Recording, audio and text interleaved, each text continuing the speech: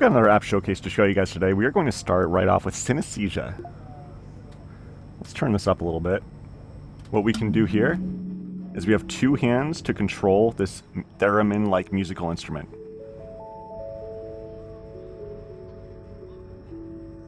And if you close your hands, it'll stop the music.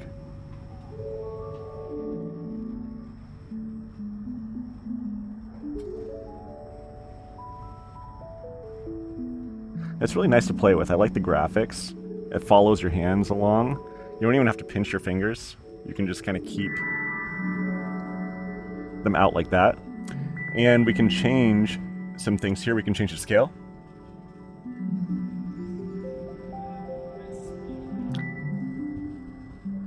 And we can even change the key.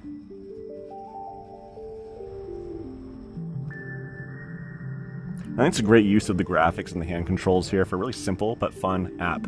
We can even change the chord and strum axis here and change instruments. Like that. And piano goes to the side.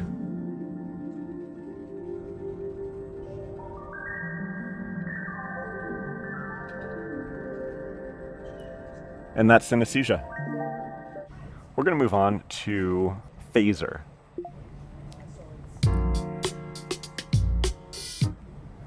I'm going to go ahead and turn the music off for any copyright stuff, but what you can do here is you have a musical visualizer, and you can play your own music from Apple Music, but it has to be downloaded to the device. So I used the music app and downloaded a couple things, and they show up immediately in here, just the standard free U2 right here. But once we play something like this is a demo track, we have this really cool visualizer here, which just floats in front of us.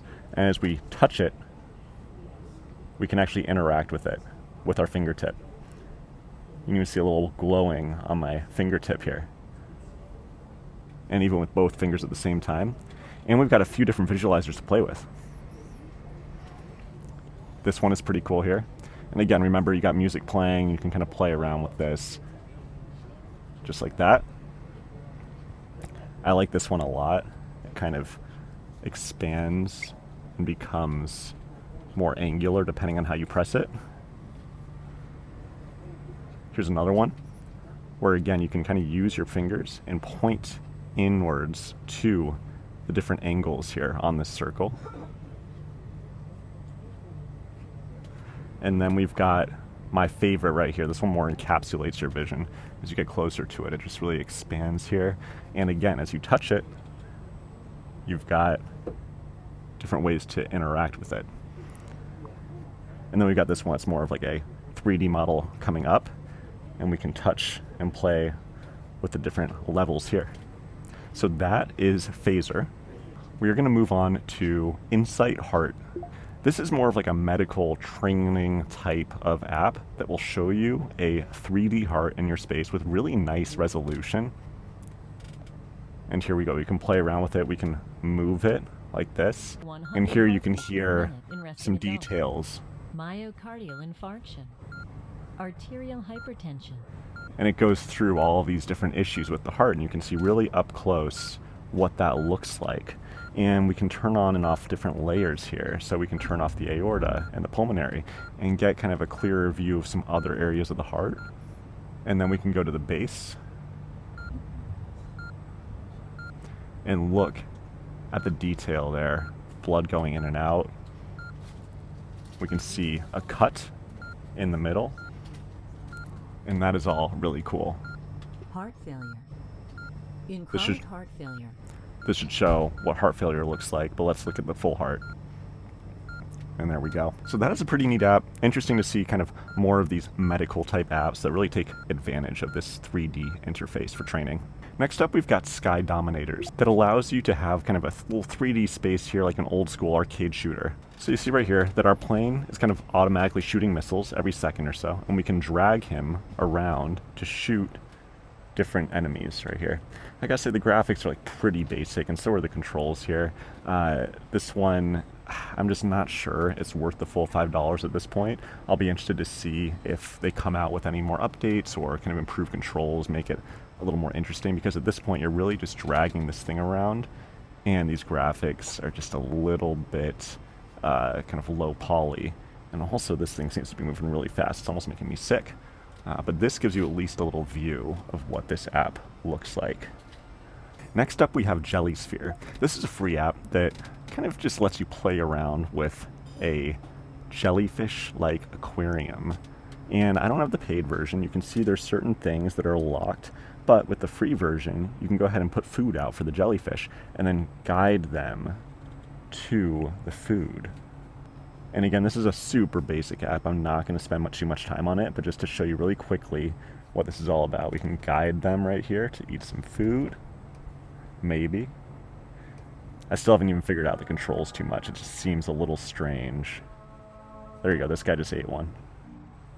Okay, that's spatial jelly. Cup toss challenge.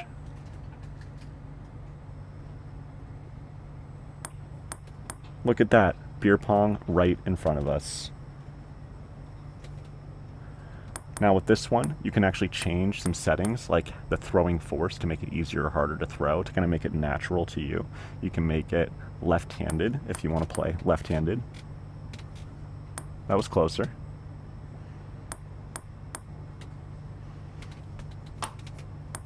So these types of games, I mean, yeah, they're kind of cool, but I feel like it's just very difficult to get an accurate feel for throwing a physical object when you're not holding onto a controller or anything.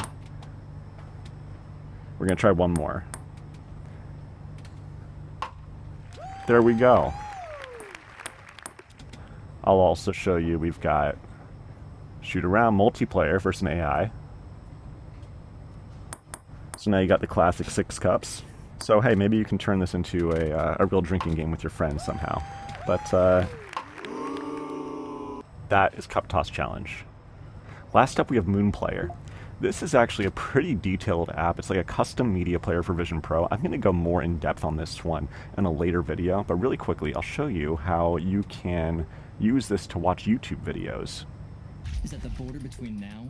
I'll just turn off the audio, but I can hit this play button up here and make this its own window. Put it anywhere I want, use with other apps, and then they have all sorts of different environments. So we can go turn this into actually like a bit of a TV. Like let's say I have a TV placed on the balcony right here. I mean, this is kind of silly, but that's what it looks like. We also have pass-through mode, which I think just makes it so it's almost taking up your whole field of view. With other YouTube apps, you can't really make it this big, actually. And then we've got a dark mode. So if in case I don't want to see that environment that I'm in, I just have this playing right here in front of me. Private cinema. So we're now in a cinema, kind of seated down at our seat here. Within the cinema, we can actually change our seat position, the darkness, and kind of have some different settings here. There's ambient light, for example. And then here's another theater environment, which is really, it's almost completely dark, but you see you're like in a very dark theater. Now again, there are a lot of things you can do with this app. I will show you in another video, but that is MoonPlay. And that's all we got for today. Thank you for watching, and I will be sure to keep you updated on future videos.